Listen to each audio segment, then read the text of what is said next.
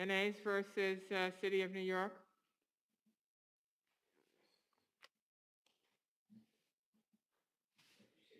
Yanes, I'm sorry. I said Yanes.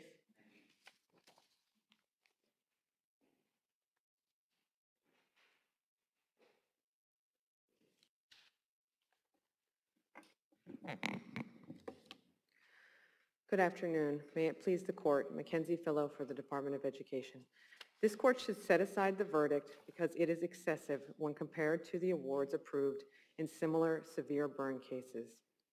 Appellate Division precedent sets a range of reasonable compensation for severe burns from $3.6 to $16 million.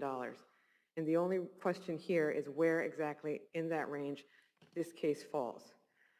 The facts show... So, counsel, you don't see this case as unique? It is sadly not unique. It is not unique.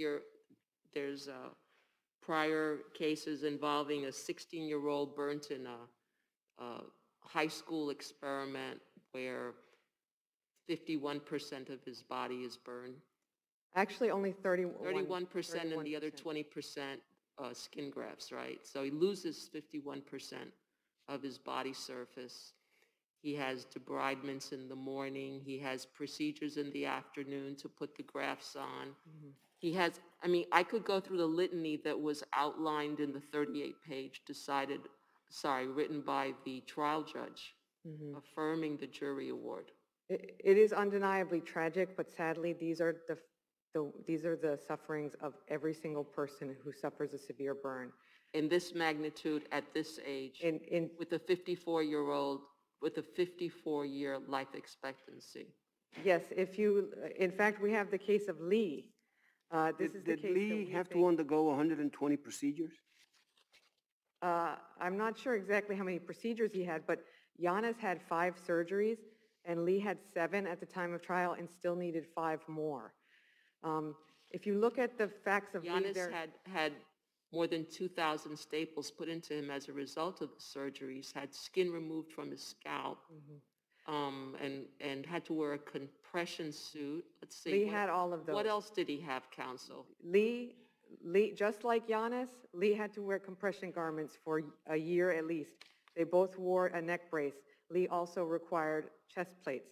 Yanes lost his ears. Lee lost his ears plus 2 fingers, a nipple, and his belly button.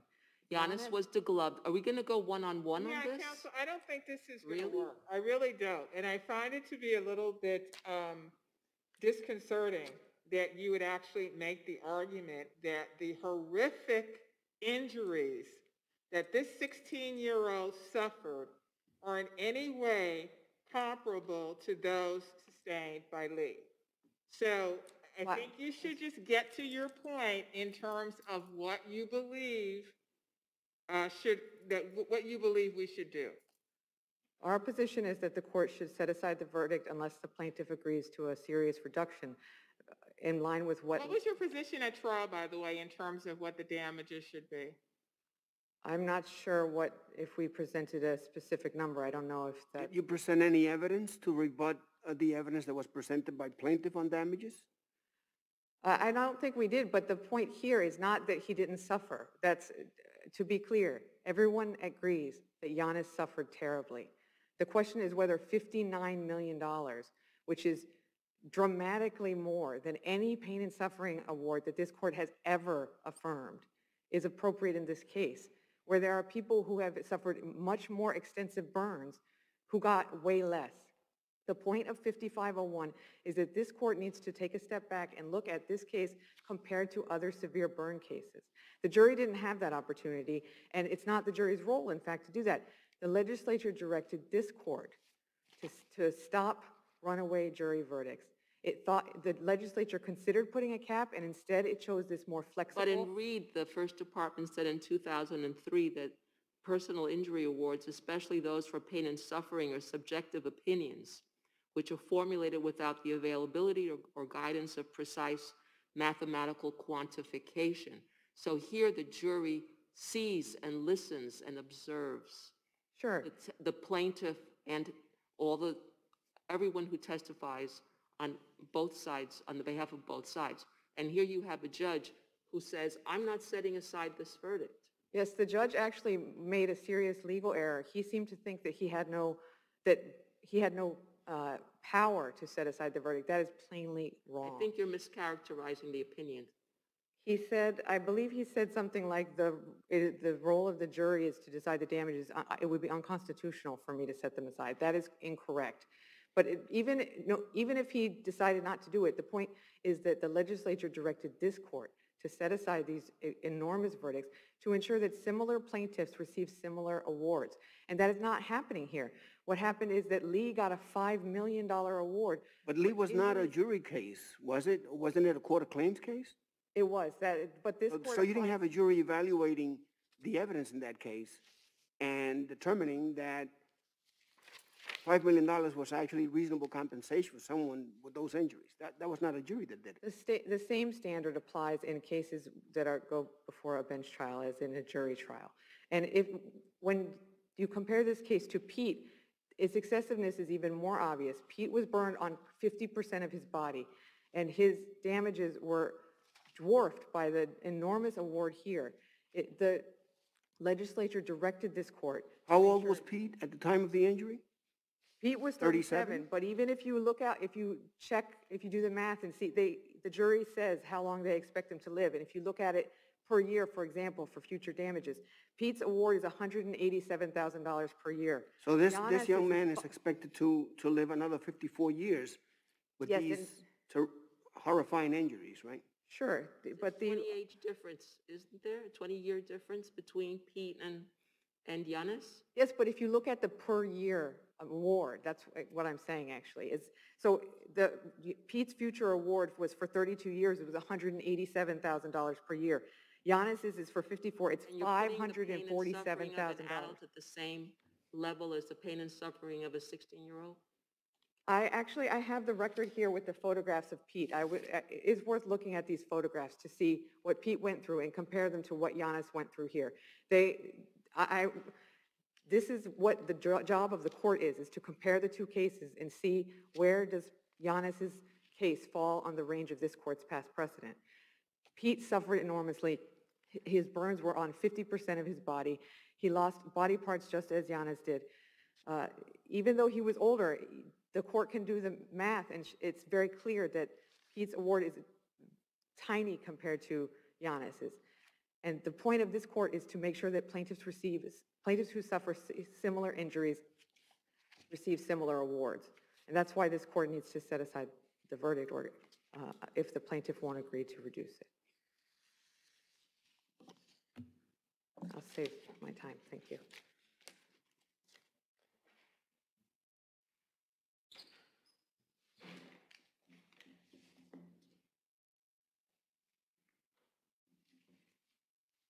May it please the court, good afternoon. My name is Ben Rubinowitz. I represent Alonzo Yanes and his family. So this award is substantially larger than any other award. And again, if you put it in the context of Pete as well as with Lee, it's far, far more. If I may, Judge Weber, thank you for the question. There is one major distinction with this case than any other case. Alonzo Yanes lost his entire face and ears. In fact, every square inch of his face and head was either burned off or surgically removed. Not one of the other cases, whether it's Weigel, Susan Weigel didn't have an injury to her face.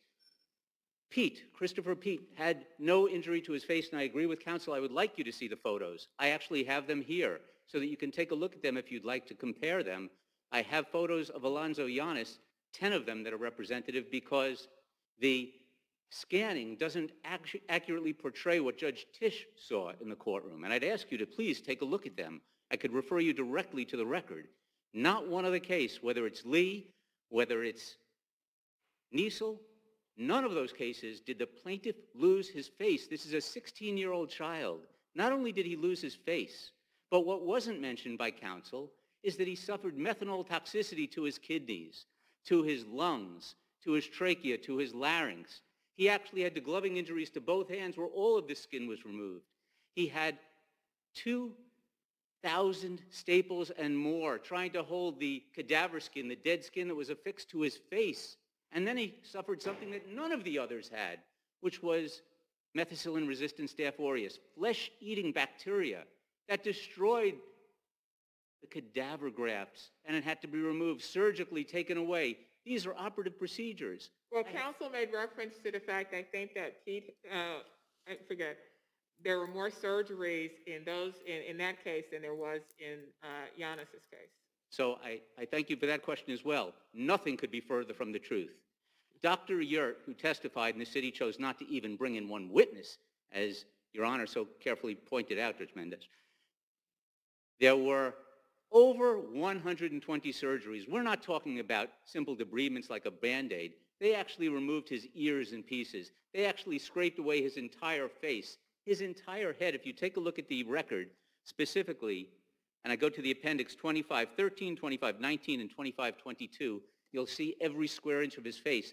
There is no case like this. This case is a complete and total outlier. No case have I ever stood before you, and I've argued, for example, in Aguilar, where there have been 9 surgeries or 10 surgeries. We're talking about 120 surgeries. Very much, Your Honor, you decided the 91st Street crane collapse, and in that case, you actually spoke about how different it was than the others, and you spoke to us and provided guidance for us to teach with the other lawyers, and I've done that. And so have you, Judge Mendez, when you actually cited it being the trial court judge in that case, how different it was, and why it requires a variance. So what I did was I did an apples-to-apples comparison. If you take a look at the Susan Weigel case, which the city improperly cited as being a 2013 case, it's a 2003 case, and it's a case where the verdict was in 2001. 17% of her body was burned. She required 2 skin grafts, and they awarded $8 million.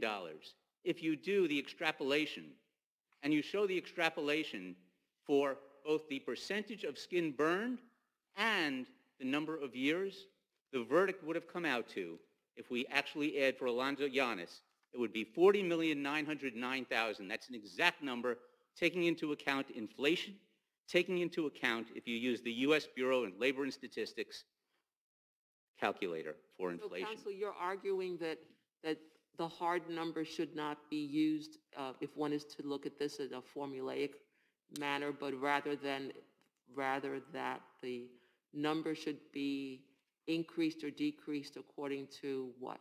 I'm saying this. The reason Weigel, even if it's $40 million on an apples-to-apples comparison, she didn't lose his face. Alonzo Yanes can't walk down the street, and he'll never be able to walk down the street for 54 more years, where we know the injuries will be 2 to 3 times worse, because that's what Dr. Yurt, not a courtroom testifier, the head of the Cornell burn unit, who came in and said, it's going to get 2 to 3 times worse in the future. She didn't lose her face. None of the others lost their face. None of the others lost their identity. This case is unique. Just as you said, Your Honor, I couldn't agree with you more. That's why this case stands on its own. There is no case like this. There is no case where a 16-year-old child lost his face, lost his identity. There is no case where that child had 120 surgeries, and we know that because of the contractures, his head is being pulled down. He's going to have spinal injuries. The city, they're very smart lawyers. They chose not to present any damages witness. None. None whatsoever. Judge Kern, in your case, in the Hackstraw case, you actually said specifically, and we taught with this as well, you actually said specifically that we should inquire, why is it that the juries in New York County are awarding numbers that are greater? Because they're based on reason. And here we're saying the city of New York hasn't shown you that this verdict materially deviates. It's not a runaway jury. It's not a runaway trial judge. Judge Tisch saw it. He felt it. He examined it. He carefully scrutinized it in his 38-page decision. That's why this case is such an outlier, just like the 91st Street crane collapse. It's an outlier. But no one, there is no case you can point to where a 16-year-old child lost his face having been an innocent victim when they didn't even bring in the most rudimentary, fundamental safety devices into that classroom. No fire blankets, no goggles, no showers. They couldn't even wash him off. The city says he was burning for a number of seconds. Not true. He burned for 57 minutes. I have the record, page 8, 2579. It says it specifically. The methanol wasn't rinsed off. It continued to burn him until he was in the treatment room in the hospital because they didn't have showers in the classroom. And we learned at trial they didn't have showers in the school altogether. Yet the teacher brings in a gallon of fuel and pours it across an open flame, burning off this child's face. And counsel, you're speaking of chemical showers, right? Yes, exactly, Not Your regular Honor. water showers. They didn't even have water showers, Judge. They didn't have anything to rinse them off. Water would have been good. It could have at least taken some of the chemical off. They didn't have water showers. They had nothing there. They didn't even know of the existence of the science safety manual. That's why this was so wrong. But Judge Tisch carefully, excruciatingly, in his 38-page decision, showed why there are no comparable cases. And there are no comparable cases to what happened here. What happened to the 16-year-old child is something he's going to have to live with every day for the rest of his life. He doesn't have a vacation from this. He doesn't have a holiday. He can't get away from it. When you walk down the street with him, people go, "Oh my God, what happened to you?" He'll live with that for the rest of his life because of what happened. His face is gone. There isn't one other burn case where someone's face is gone, where their identity has been taken. This case is unlike any other case. That's why I say it truly is an outlier. It's a one-of-a-kind case. And for the city to come in here and say that the Pete case suggests that type of number, no. Christopher Pete was twice as old. The more recent cases, for example, Marion Hedges, argued by Matt Geyer, a wonderful lawyer, or Ben Morelli when he argued the Perez case, Mark Perez. We're not dealing with a 16-year-old. Each of them was 2 to 3 times older. Marion Hedges was 46 years old at the time. We're talking about a lifetime of pain and suffering every single day where he can't even walk outside. It's almost Halloween right now. And we know what happened when he went back to school. The kids taunted him and said, "Nice mask, Alonzo." The cruelty of kids, which you know about better than anyone.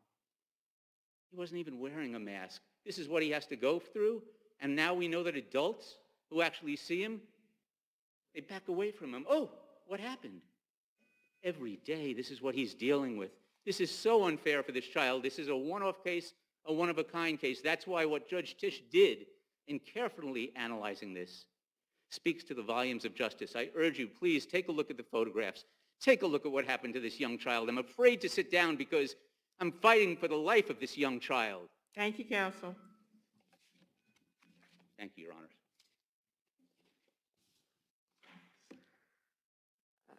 I really would ask the court to take a copy of the Pete record and the Lee record, which I have both here, because they do show that the faces of both of those plaintiffs were severely burned. There are photos in the Pete record. His lips, his nose, his ears, his eyes, they were all burned. Lee as well. Lee lost his ears as well. There is no, and my colleague here focuses on things that happened at the liability stage. That is really not at issue here anymore. And the reason he's focusing on that is because there is no legitimate way to distinguish these cases. It cannot be claimed that Yanes' situation was as severe as Pete. After 2 weeks in the hospital, Yanes could walk. After 6 weeks, he could do yoga. After 10 weeks, Pete could not even roll over in bed. Please, please, don't tell me he could do yoga. Please. The record just it's just to show what he could do. The point. Spent 2 months in at the regular hospital to the point that the doctor there became his treating physician at Weill Cornell, and then he went to the Children's Hospital for 3 months. Yes, Pete also was. Counsel, we know this record, and you can't minimize it.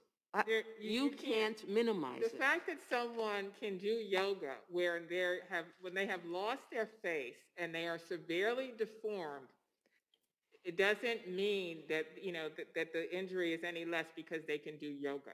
I apologize. It seems to have bothered you that I mentioned this. I did not. No, it doesn't bother me. I just find it.